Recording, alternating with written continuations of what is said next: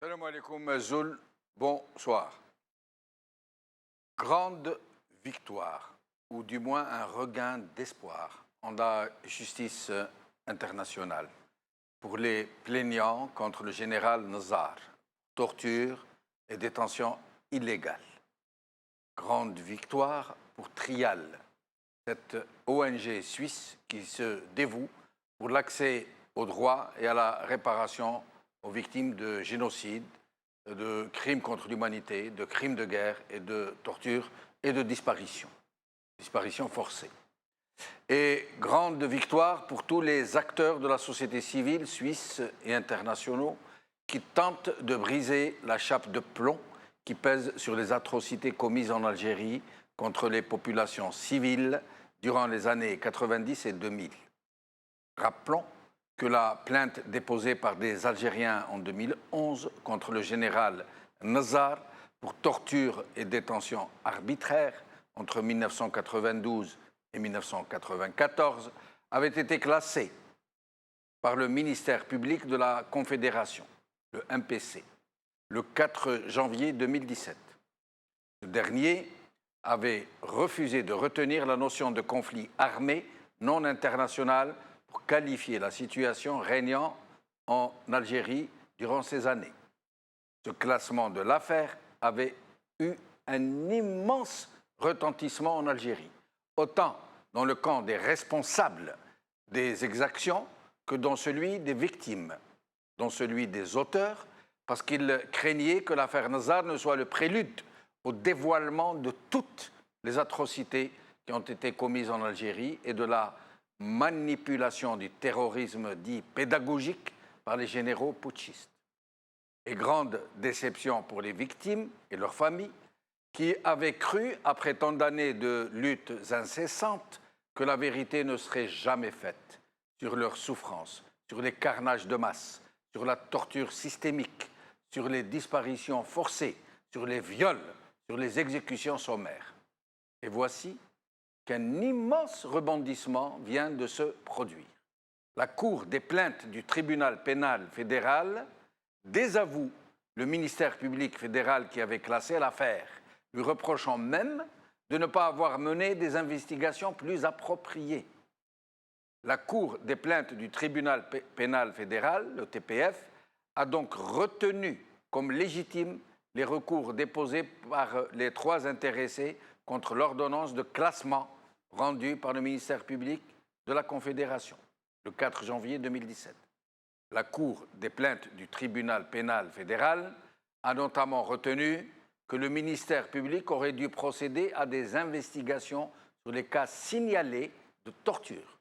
Et elle ordonne la reprise de l'instruction de l'affaire, insistant sur l'évidence que le général Khaled Nazar ne pouvait pas ne pas être au courant des crimes massifs commis sous ses ordres. Autant dire un tournant majeur dans cette recherche de la vérité que le régime algérien a délibérément et croit-il définitivement enterré en se servant de la loi scélérate dite de réconciliation nationale et qui n'est rien d'autre qu'une auto-amnistie arrachée par le chantage et la menace aux Algériens par le biais d'un référendum truqué. Le nombre effarant de morts, la pratique à une très grande échelle de la torture et du viol, le déplacement des populations ont été passés en pertes et profits. Une action majeure d'une immense portée qui pourrait faire éclater la vérité, toute la vérité, reste néanmoins à espérer. C'est que du sein même de l'armée algérienne et des services de sécurité, des témoins se manifestent enfin pour rendre justice aux victimes et laver l'honneur de l'armée algérienne. Aujourd'hui. TSA, affaire Nazar en Suisse. L'enquête sera élargie à la question de crimes contre l'humanité par Yacine Babouche. Le matin, Suisse-Algérie, la procédure contre le général Nazar va reprendre par la rédaction. Le temps, le tribunal pénal fédéral refuse de classer l'affaire Nazar par Antoine Harari.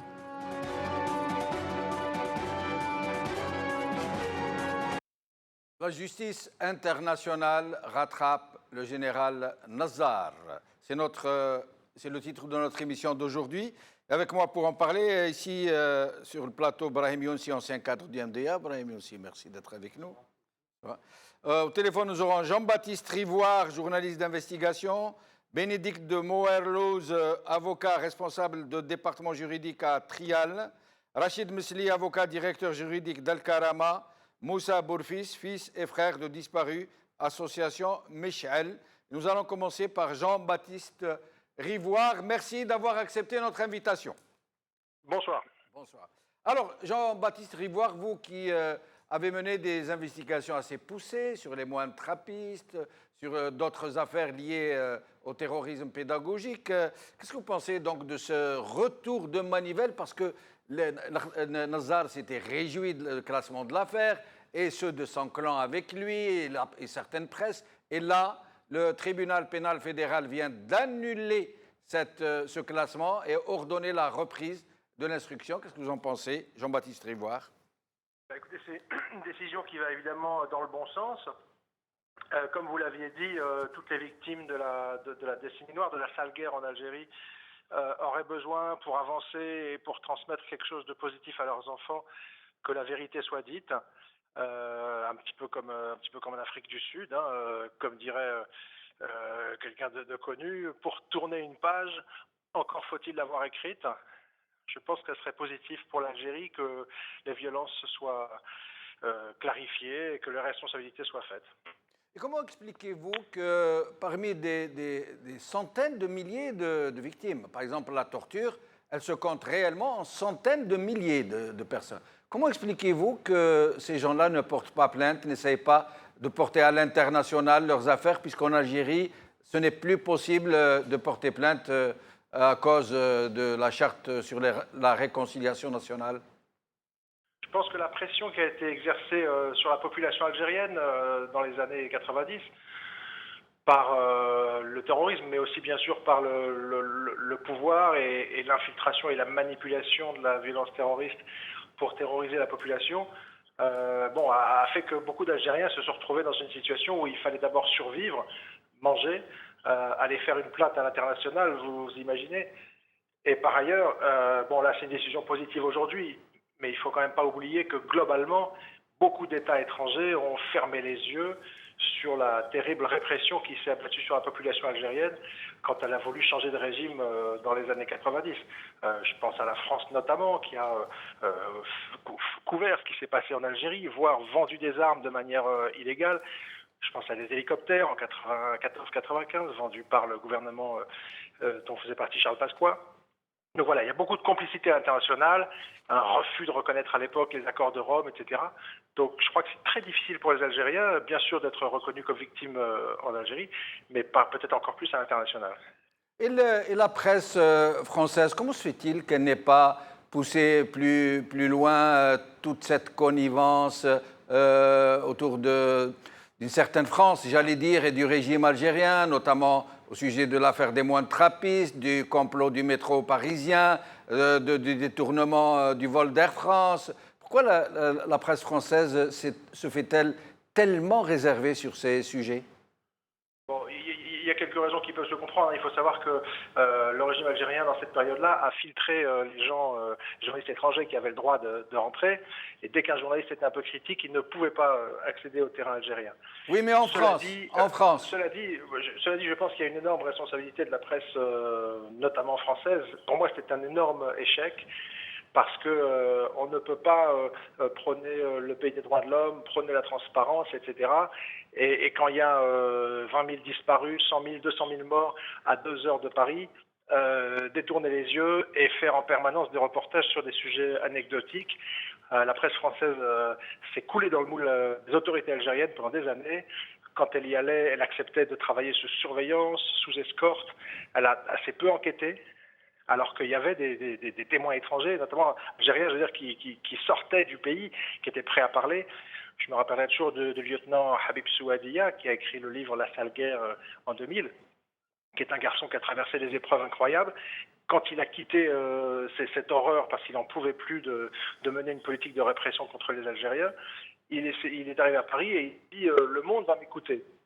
Et là, il y a eu un ou deux journalistes qui ont fait une petite interview, et puis c'est tout.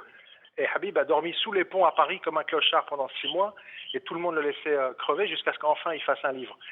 Donc c'est pour dire que voilà, je crois que la presse française notamment a été très peu à l'écoute de ce qui s'est réellement passé en Algérie. Elle a eu une lecture très manichéenne des choses, des militaires qui défendraient la démocratie contre des méchants barbus terroristes. Et je crois que la presse française n'a pas bien compris ce qui s'est joué en Algérie, notamment la guerre contre-insurrectionnelle, l'infiltration de la violence terroriste par le pouvoir pour terroriser le peuple. Jean-Baptiste Rivoire, merci, au plaisir de vous revoir. Merci à vous. Merci. Alors, avec nous, Bénédicte de Moerloos, merci d'être avec nous. Bonjour. Bonjour, vous êtes donc avocat, responsable de département à Trial. Trial qui est une ONG, comme tout un chacun sait, qui s'occupe un peu des droits des victimes de génocide, de crimes contre l'humanité, crimes de guerre, torture, disparition forcée, exécution sommaire. Et donc vous les aidez à se défendre, à obtenir gain de cause, à confondre leurs criminels, ceux qui les ont donc qui leur ont fait subir ces souffrances. Alors, à Trial, comment a-t-on ressenti cette décision de reprendre l'instruction de l'affaire? Alors c'est un grand soulagement, c'est une décision que c'est un grand soulagement pour les victimes, mais c'est une décision qui est finalement logique. C'est une décision qui donne droit aux accusations qui étaient formulées par les victimes, et c'est une décision qui finalement est en lien direct avec le droit international qui préconise qu'en temps de conflit armé, eh bien, les crimes qui sont commis doivent être punis. Les procureurs avaient décidé de façon très surprenante, après 5 ans de procédure, de clore le dossier sous prétexte qu'il n'y avait pas eu de conflit armé. Les victimes ont fait recours et puis elles ont eu gain de cause. Donc c'est une décision importante, même historique, puisqu'elle marque, elle grave dans le marbre finalement de façon judiciaire ce conflit armé, une décision sur laquelle on ne pourra pas revenir. Et maintenant c'est aux procureurs de reprendre le dossier en main, de faire leur boulot et de décider si oui ou non Khaled Nezzar doit aller en jugement. Vous pensez que cette reprise de l'instruction pourrait inciter d'autres témoins à se manifester, à venir porter plainte ou à porter leur témoignage? Alors on espère toujours que d'autres témoins décident de venir à la barre. On sait que ce sont des circonstances difficiles, qu'il est encore difficile de parler dans les circonstances actuelles et que les témoins qui sont venus à la barre ont fait preuve d'un grand courage. Peut-être que d'autres viendront. Ils peuvent s'adresser au procureur, mais également à notre association s'ils souhaitent parler. Donc la procédure se poursuivra. On ne sait pas si finalement de nouveaux témoignages sont nécessaires, puisque beaucoup de témoignages ont été pris déjà par le ministère public de la Confédération, donc par le parquet fédéral, par les procureurs. Donc il se peut aussi qu'avec ce qu'on a déjà, les procureurs décident oui ou non d'amener ce dossier devant les juges. Bénédicte de Moerloos, vous disiez tout à l'heure que cette suspension, cet abandon des poursuites, ce classement de l'affaire a été fait de façon très stupéfiante, très surprenante, vous avez dit. Vous pensez vraiment que c'est surprenant quand on sait les pressions qui ont été exercées très probablement par les autorités fédérales sur la justice? Et j'en veux pour preuve les déclarations publiques, publiques de l'ambassadrice suisse à Alger, qui a déclaré des choses comme quoi il serait souhaitable que cette affaire ne soit pas jugée parce qu'elle pèse sur les relations algéro-suisses. Elle a dit plus loin qu'on lui a dit de façon informelle, a-t-il précisé, qu'un dossier économique ne pouvait pas avancer parce que la Suisse est en train de juger Nezzar. Elle a dit elle-même, parlant de réseaux sociaux, alors qu'elle parlait en fait d'Algérie patriotique, qui est le journal du fils de Nezzar. Elle a dit, dans les réseaux sociaux, des gens écrivent « Nous sommes tous des Nezzar » et autres déclarations du genre où elle a montré de façon publique et très extravagante, j'allais dire, qu'elle faisait pression sur la justice, sur le parquet notamment. Alors, cette réunion qui a été finalement traduite dans la presse suisse n'était pas une réunion publique, c'était une réunion entre les procureurs fédéraux et effectivement l'ambassadrice en Algérie.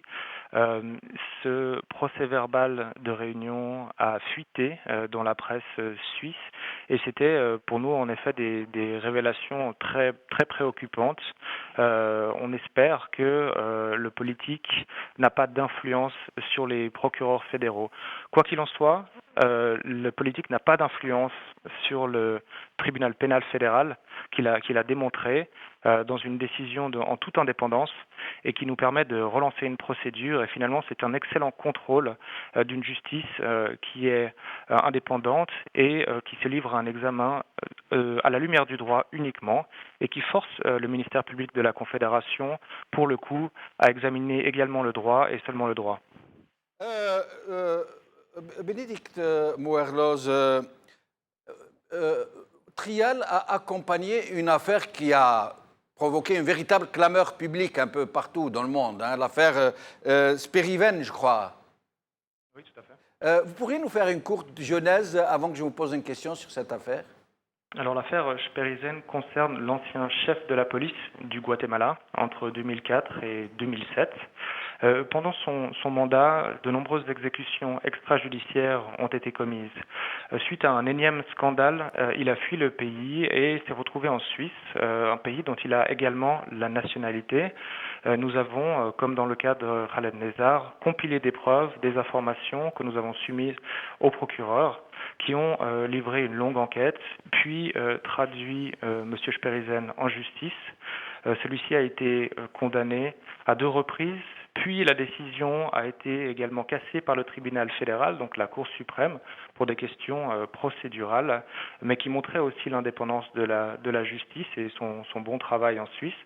Le dossier a été donc renvoyé devant les juges qui l'ont à nouveau condamné pour complicité d'assassinat dans son pays au Guatemala.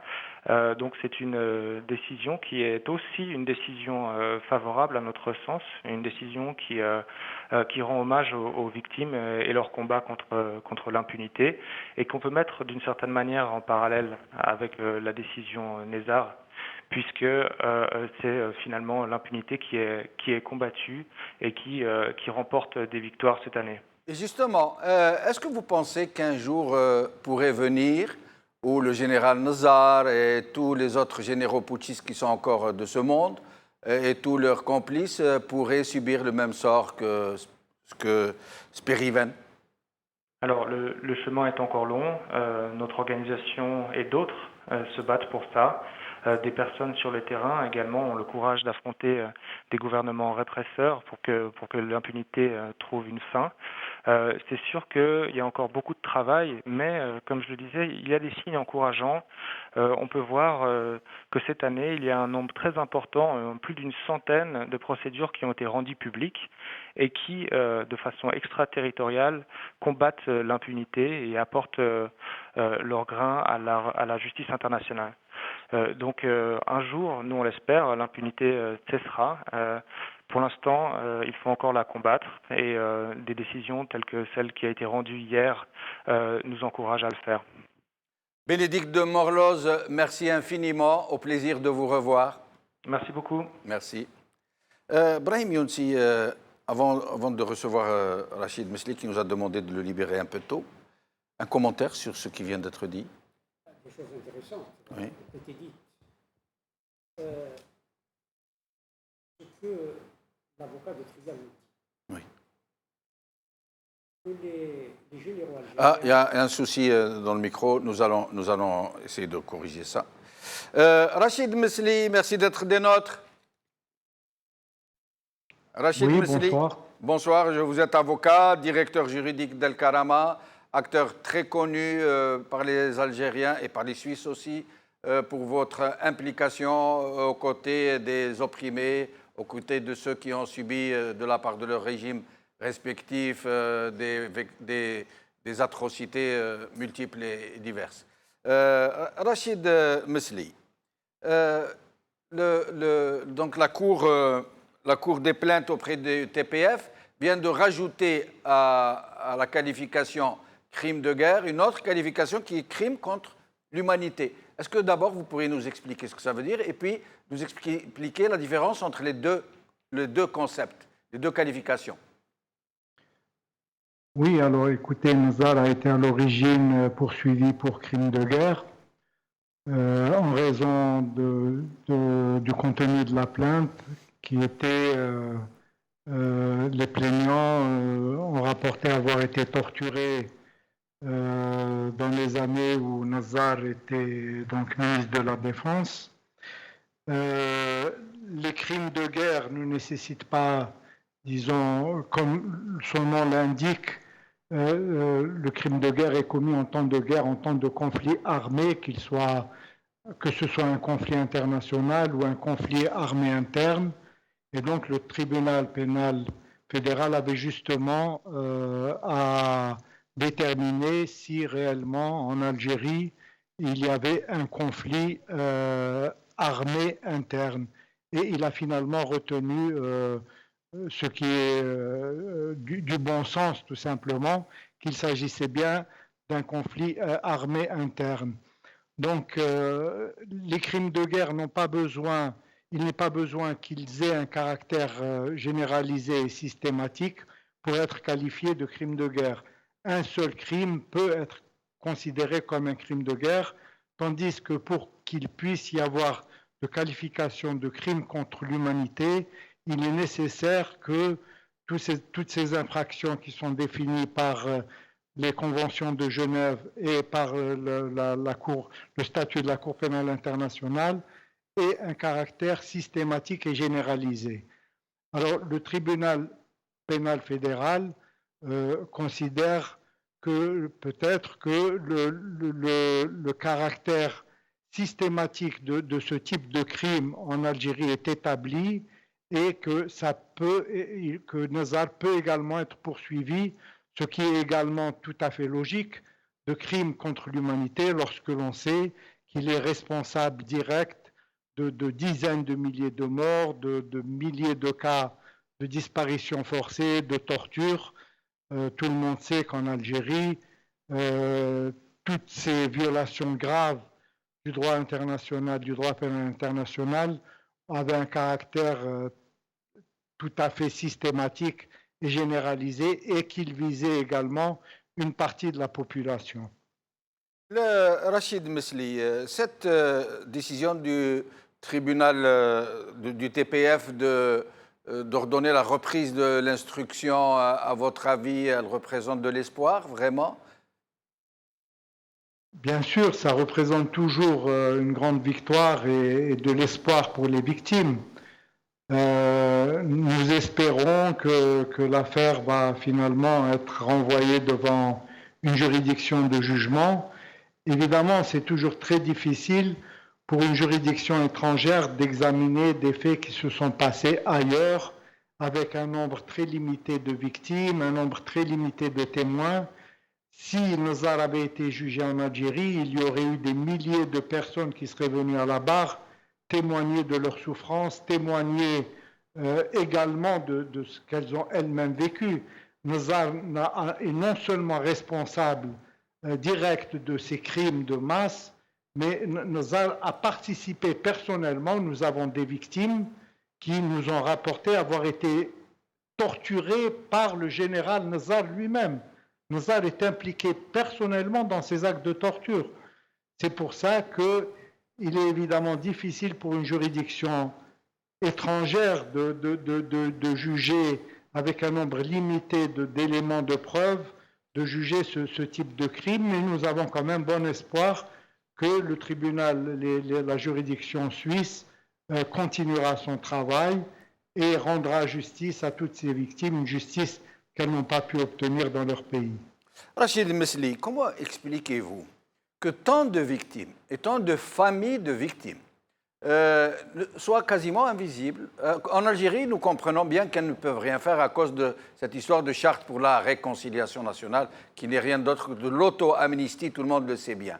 Mais sinon, vous savez que pendant ces années-là, toutes les brigades de gendarmerie, tous les commissariats, toutes les casernes, tous les locaux des miliciens, tous, sans aucune exception, étaient des centres de torture. Ce sont des centaines de milliers de gens qui ont été torturés et souvent exécutés sommairement. Le viol était pratiqué à une très large échelle. Et le viol était pratiqué plus pour humilier et en quelque sorte dissuader les autres qu'effectué par de simples sadiques.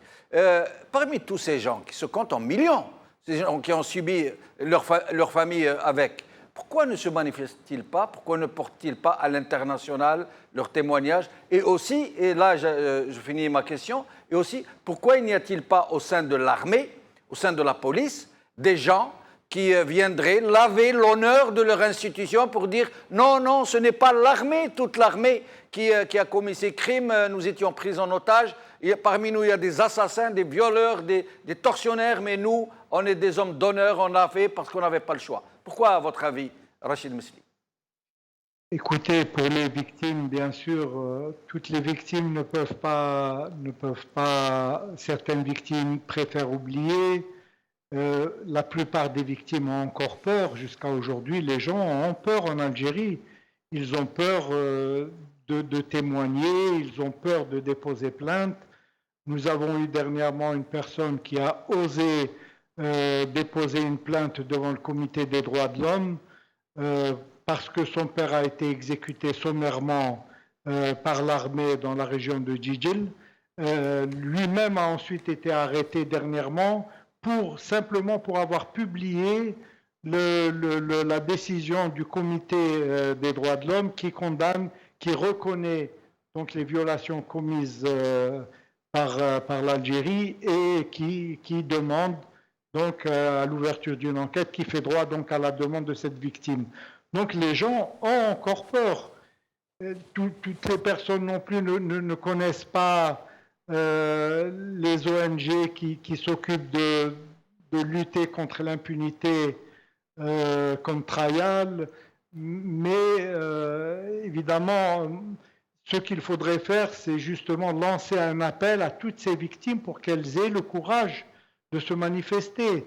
Ce qui est important dans la lutte contre l'impunité, ce n'est pas tant de punir ces criminels, c'est aussi de lancer un message à la société, de faire comprendre à la société que tant que ces personnes ne sont pas punies, ce qui s'est passé, les drames qui se sont passés en Algérie pourraient se reproduire demain. Donc ça a également une valeur pédagogique. Toutes les poursuites qui sont exercées aujourd'hui contre ces criminels ont également pour but qu'en Algérie, tous ces drames ne se reproduisent plus. Vous avez bien fait également de parler de l'honneur de l'armée. L'armée algérienne n'est pas responsable aujourd'hui de ce qu'ont commis des généraux comme Khaled Nazar, des crimes commis par ces anciens généraux de l'armée française qui ont mis au goût du jour les méthodes qu'ils appliquaient dans les djebels pendant la guerre coloniale et qui ensuite ont rejoint la LN comme le général Nazar. Moi, je lance un appel solennel aussi à tous ces militaires qui ont vu, qui savent et qui peuvent aussi témoigner aujourd'hui de ce qu'eux-mêmes ont vu, de ce qu'eux-mêmes savent de toutes ces exactions qui ont été commises à l'instigation de la hiérarchie militaire des années 90. Et ça, justement, pour, comme vous l'avez dit, laver l'honneur de l'armée les militaires d'aujourd'hui ne sont pas responsables de ces crimes. Donc, ils doivent se démarquer justement de généraux comme Nazar qui continuent à bénéficier du soutien des autorités politiques et du soutien de la hiérarchie militaire jusqu'à aujourd'hui. Rachid Mesli, merci infiniment. Sahaf Tork. Merci. Merci. Brahim Youssi, je vous rends la parole, qui vous avait été coupée à cause du mauvais fonctionnement du micro. Ce que je voulais dire. Oui. Tout le monde a parlé de l'impunité. Oui. Mais les auteurs, d'abord, du coup d'État, qui a entraîné toute la violence qu'hélas, le peuple algérien a vécu, a connu, c'est que l'immunité qui leur a été accordée par la Charte pour la paix et la réconciliation nationale, a un périmètre géographique qui se situe en Algérie seulement et dans certains pays voisins. On le voit en Suisse, un procureur qui classe l'affaire. Et voilà qu'elle rebondit. Cela veut dire qu'il n'y a pas d'immunité pour eux à l'international. Oui. Il n'y en a pas. Malgré les pressions politiques. Malgré les pressions politiques. Il n'y a la pas justice a d'immunité. su se montrer indépendante. Mais je crois que, d'abord, le système de défense de Khanzar, je ne suis pas avocat, était boiteux. Pourtant, je vais vous poser une question sur ça. Allez-y. Après, Était boiteux.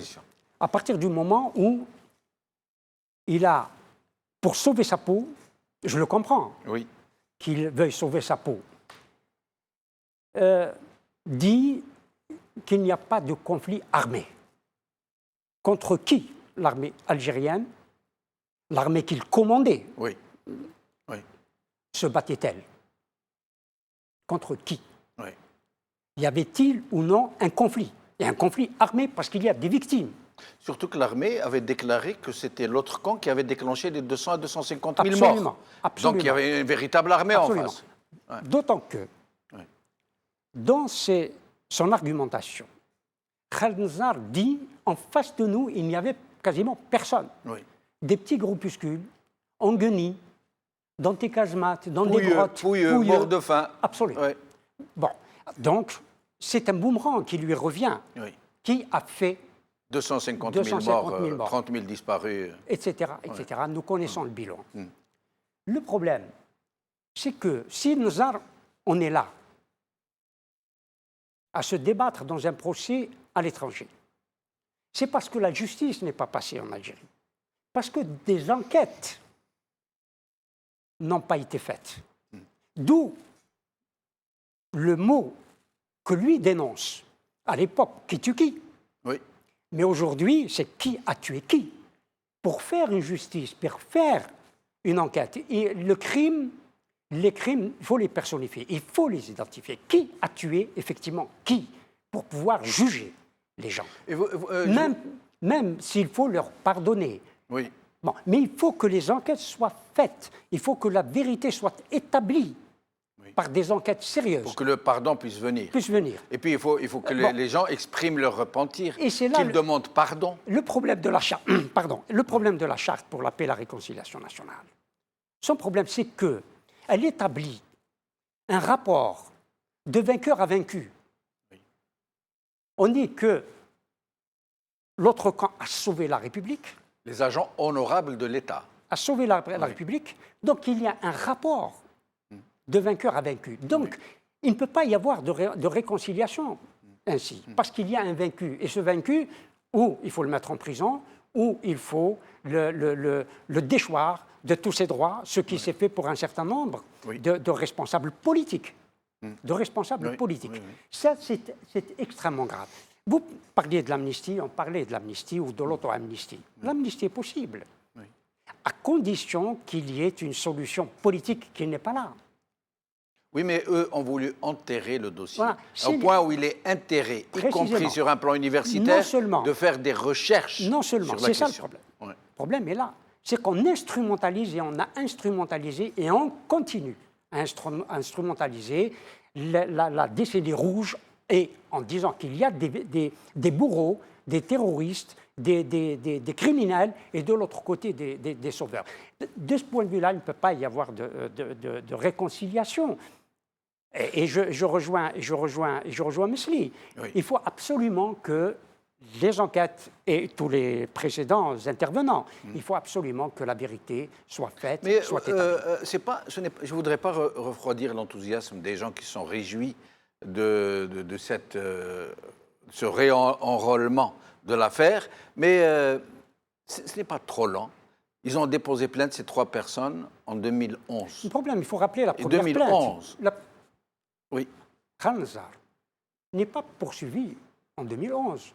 Il est poursuivi pour crime de guerre, voire crime contre l'humanité, depuis 2001. Oui. La première plainte a été déposée en France, en 2001. Cette plainte Là où a été- on l'a exfiltré in extremis en lui Tout à envoyant fait. un ordre de mission. Cette première plainte en France a été classée sans suite. Oui. Déjà. Déjà. Bon.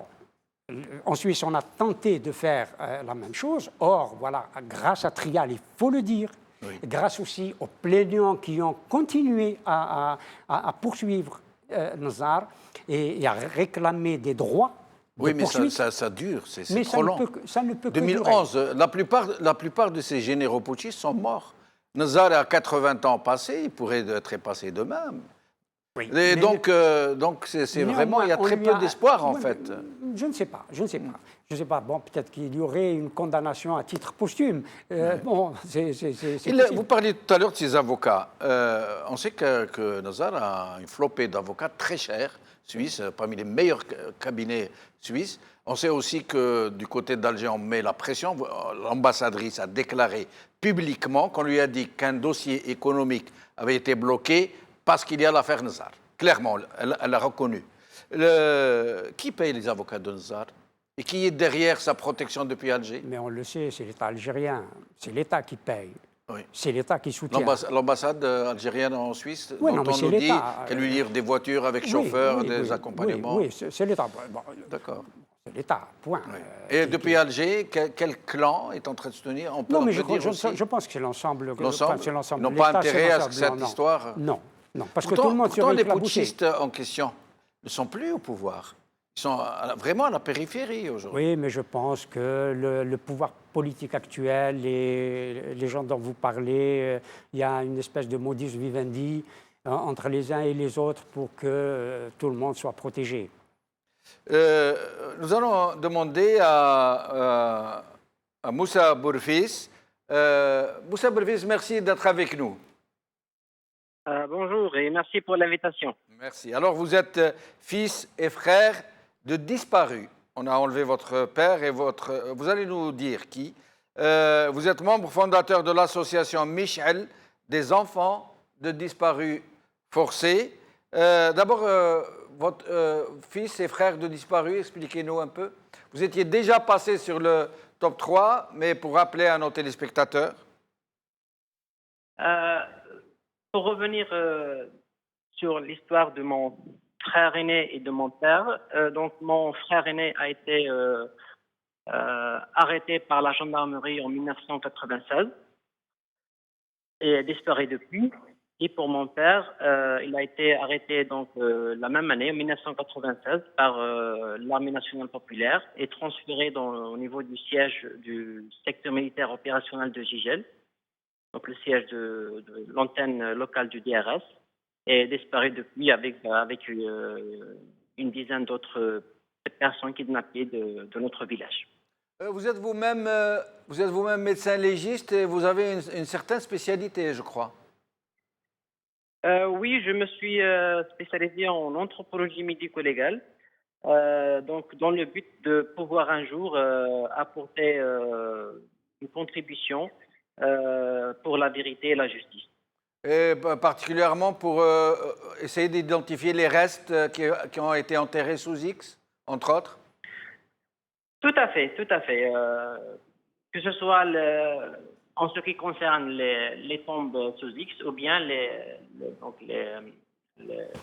fosses communes, qu'on ne cesse de découvrir sur le territoire algérien. Malheureusement, l'absence d'une justice indépendante en Algérie a fait que donc les restes humains découverts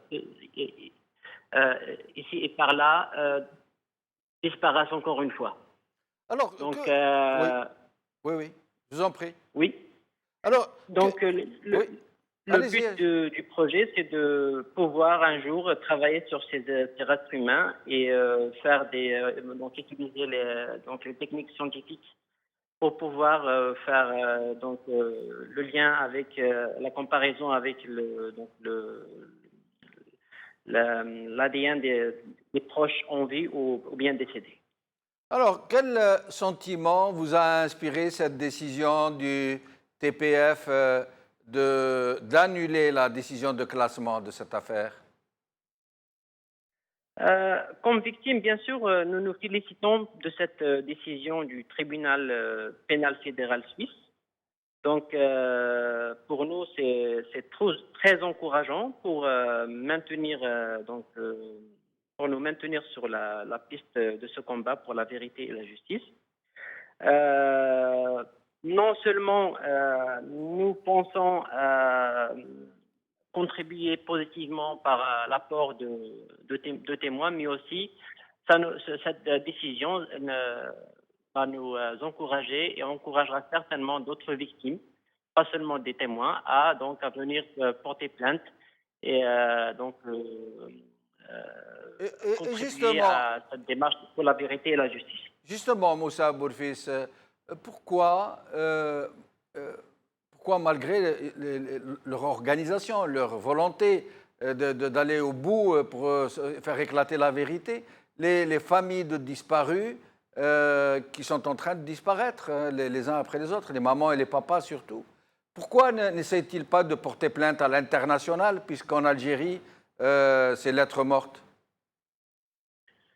C'est effectivement ce qu'on fait, ce qu'on continue à faire jusqu'au jour d'aujourd'hui, les familles de victimes. Donc, étant donné les portes ont toujours été fermées en Algérie, avant même la charte de la dite pour la paix et la réconciliation nationale.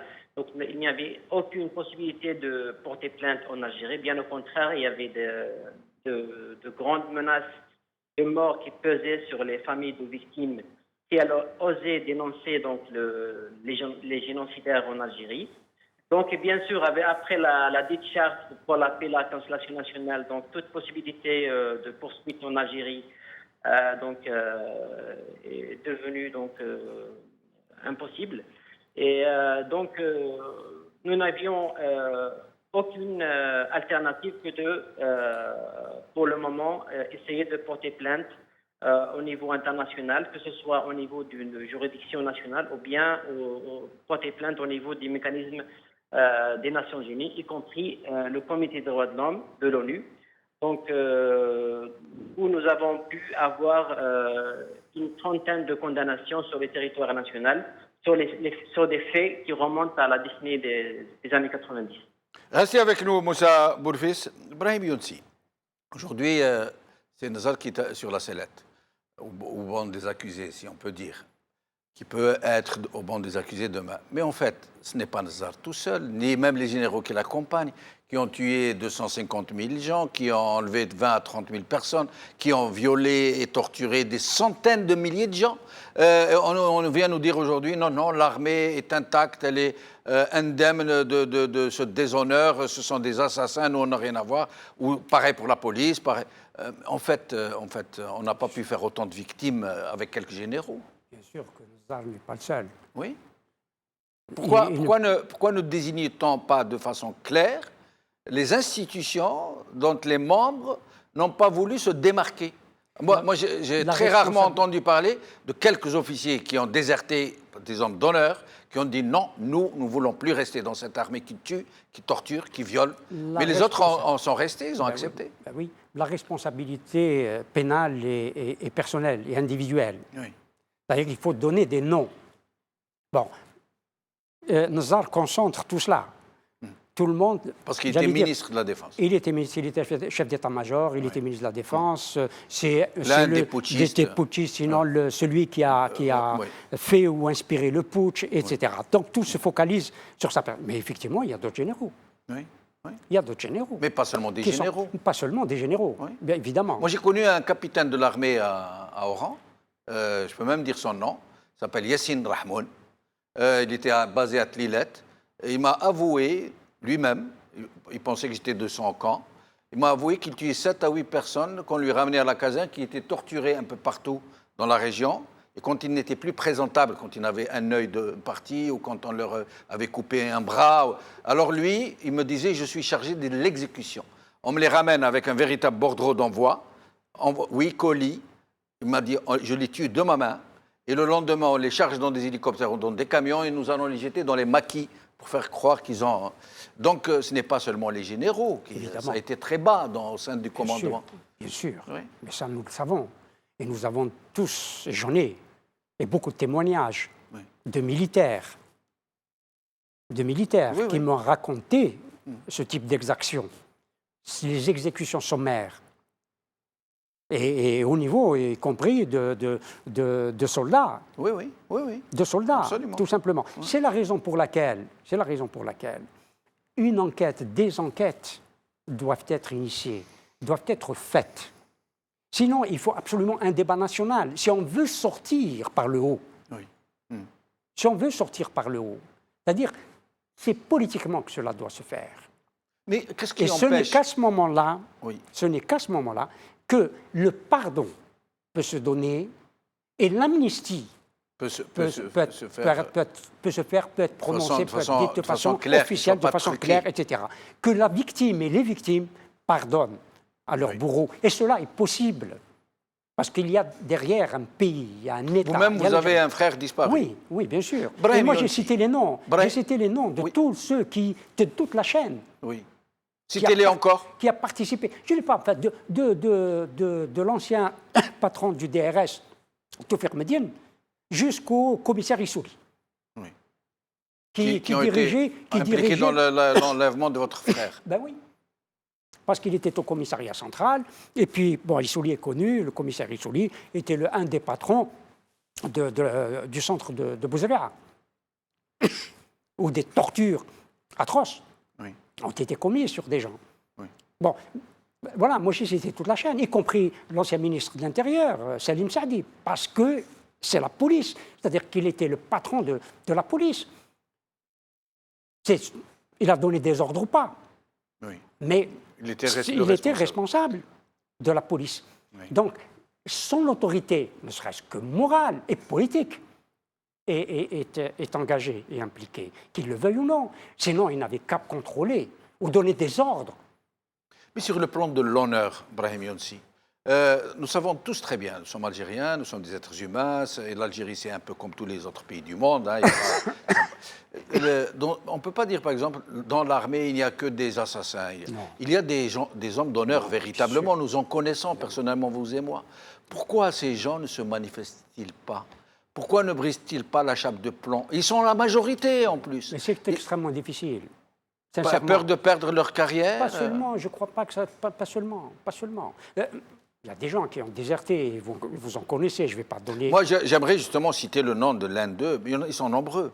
Mais moi, j'aime beaucoup citer Samraoui, par exemple, qui a sacrifié une carrière brillante.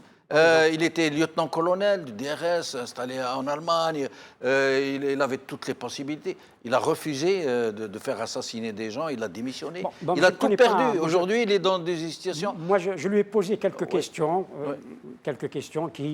qui sont restées sans réponse à ce moment-là. Je crois qu'il a... Il n'est pas parfait. Il n'est pas parfait, je ne dis pas que... Oui. Personne n'est parfait. Croyez-vous que vous l'êtes ou que je le suis? Non, je ne suis pas parfait non Oui. plus. Il n'y a pas de perfection en ce monde. Mais je crois qu'il aurait dû contribuer, dire plus que ce qu'il a dit. Oui. Dire Mais plus peut-être que que ce c'est qu'il a plus dit. complexe qu'on Voilà, croit. mais Il y a des aussi- choses que nous ne savons oui, pas. mais lui sait. Oui. Lui Lui, sait. certainement. Lui sait. Mais Moi aussi- il a fait ce qu'il a pu. Moi aussi, j'ai quelqu'un... Moi, il m'a accordé une interview de 4 heures. Malheureusement, nous avons perdu les Hélas. enregistrements. Mais moi aussi, j'ai des gens que je connais bien, qui sont proches, qui étaient des hauts gradés dans l'armée, qui ont déserté. Oui. Bon, Mais malheureusement, malheureusement, leur pourquoi le prose, si sursaut j'ose ne dire- se fait pas? Pourquoi les gens ne se manifestent? Ils sont en train de J'ai disparaître, encore- les gens, de pardonnez-moi, mourir. J'ai encore... Parce que je ne trahis pas la confiance des gens, parce que le livre n'est pas sorti, Oui. mais j'ai encore un manuscrit que je ne lis pas tous les jours. De votre? Non, pas le mien, Oui. d'un haut gradé Oui. de l'armée. Et aujourd'hui disparu, il est encore Non, en il vie. est toujours en vie. Et pourquoi il le sauf fait qu'il pas est- il le publie parce pas Parce qu'il Il a est peur rentré en Algérie, il a peur, et puis voilà. Pourquoi, à la limite, ne laisserait-il pas des testaments de ce genre pour Mais qu'au moi, je moins ne on veux dise pas- la je ne vérité veux pas- après leur mort? Je ne le vois pas, c'est comme on dit chez nous, une amana, Oui. quelque chose, bon, que j'ai participé à corriger, quelques petites choses. Oui. Mais bon, je ne veux pas me servir de ce manuscrit alors que quelqu'un me l'a laissé en dépôt. Bien sûr. Je Et ne il peux sera pas. publié un jour? Non, je ne crois pas. Je ne crois pas. Moussa Bourfis, Oui. Alors, d'après vous, en attendant que d'autres procès puissent surgir éventuellement, que d'autres témoins se manifestent, que des initiatives soient prises, vous et votre organisation, vous ne pensez pas passer à une vitesse supérieure parce qu'il n'y a plus de temps, les témoins sont en train de disparaître. Je vous en prie. Je suis tout à fait d'accord que cette opportunité qui vient de s'ouvrir devant nous va encourager d'autres victimes à venir porter plainte contre Général Nazar ou bien les autres responsables du régime algérien pour crimes de guerre, crimes de génocide et crimes contre l'humanité.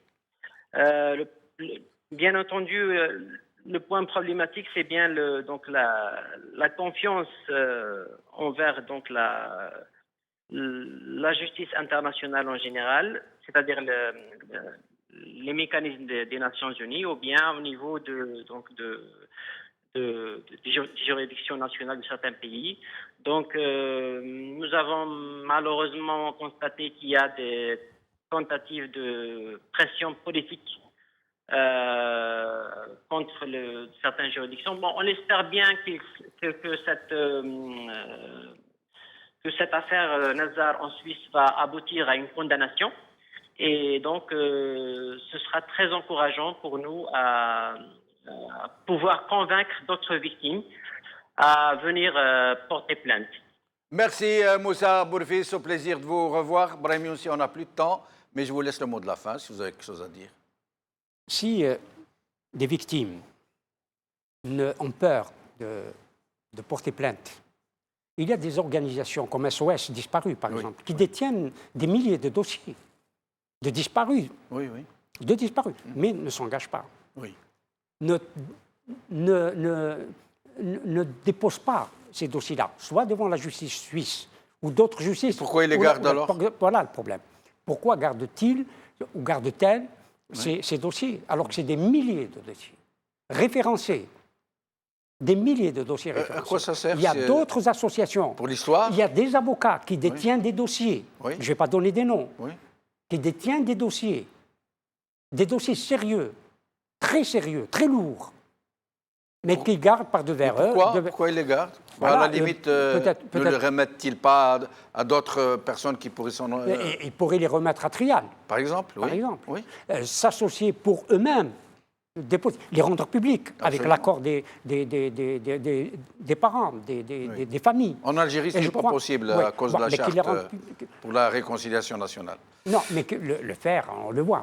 En Suisse, il y a des journaux aujourd'hui, peuvent venir témoigner devant vous, rendre public beaucoup de choses, ce qu'ils savent, ce que contiennent ou détiennent ces dossiers. Et j'en profite, Brahimi, aussi, comme vous venez de le dire, pour demander à tous ceux que cela intéresserait parmi nos compatriotes qui souhaitent témoigner ou faire des révélations, qu'El Moradibiya leur sera toujours ouverte, quelle que soit la nature de leur révélation et contre qui que ce soit, et quelque mouvance ou quelque institution ou quelque organisme que ce soit, de façon libre et en direct à la télévision.